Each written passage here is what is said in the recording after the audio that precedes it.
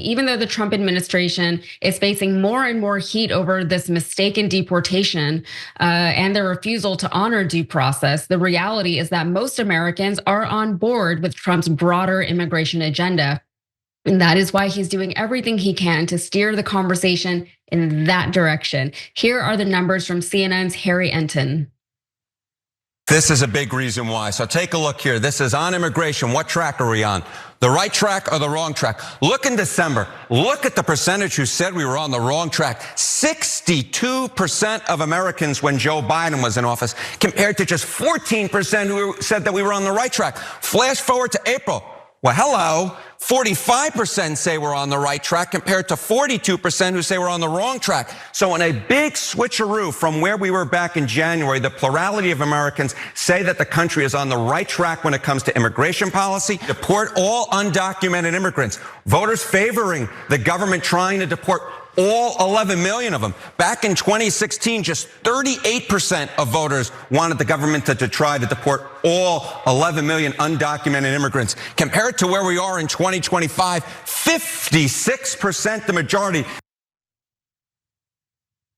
So Enton also calculates that Trump's approval rating on immigration is +1, but some other polls don't look quite as good for the president. In a new Quinnipiac poll, for instance, Trump's net approval on immigration issues is -5%. On deportation specifically, it's -10%.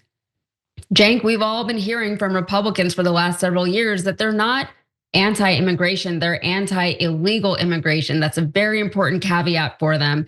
But we know that that's really not true. If they were anti-illegal immigration, I feel like they would approach the issue differently. They might actually look into the process of getting into this country legally and try to understand what it actually takes, how difficult it is, how long it can take. They might actually talk about reforming the immigration process because it is incredibly convoluted and risky and time consuming, but they're not having any of those conversations. So they just hide behind this facade of legal versus illegal immigration because, at least in my opinion, they are actually xenophobic.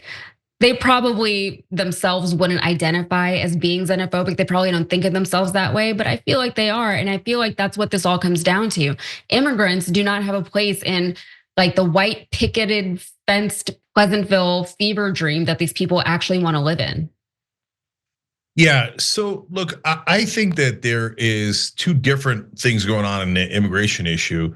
And that's why these polls seem confusing. Some have it as, hey, majority of Americans saying deport everybody who's undocumented. The others saying that Trump's popularity on this is actually waning and going down significantly. And I think there's a good explanation for both. It's because when he came in, he did shut down the border, and the border crossings really got massively reduced. And that greatly frustrates me because apparently it could have been done, but Biden chose not to do it, but then that puts us in an unpopular position, and it leads to abuses like Trump is doing right now, right? On the other hand, if you're on the right wing, you should be more frustrated at Trump than we are. Number one, you claim to love the Constitution all these years. I hope you meant it. Number two is that his policies on shutting down the border are very, very popular. But now his overall immigration policies, as you see in the Quinnipiac poll, are beginning to be unpopular. Why? Because he's abusing the Constitution. So how does that help?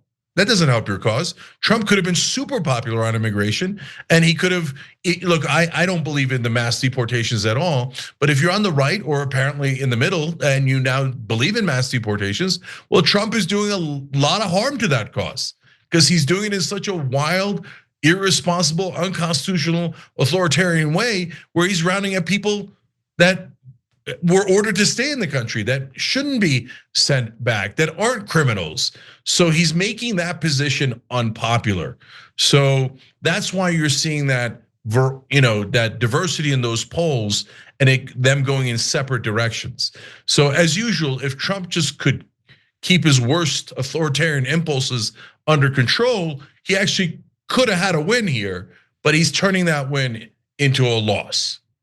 Yeah, I feel like just the wildness of this administration, generally speaking, is very scary to so many Americans. And we're hearing it come up in all these Republican town halls across the country in very red districts. They are bringing up the fact that Trump is denying these orders from the Supreme Court. And again, just to remind everyone, that was a unanimous ruling from the Supreme Court. I can't even remember the last time we saw something like that, especially not with this particular court. I don't think it ever has happened. But people are worried. And on top of everything, we also have the tariffs. Things just feel wildly unstable right now. People don't know what to expect. People don't know what's happening. And the rules that we have all grown up with, the rules that we have known in this country for centuries, those don't seem to matter anymore. And it's making people very uncomfortable. That's what I think is happening. Every time you ring the bell below, an angel gets his wings. Totally not true, but it does keep you updated on our live shows.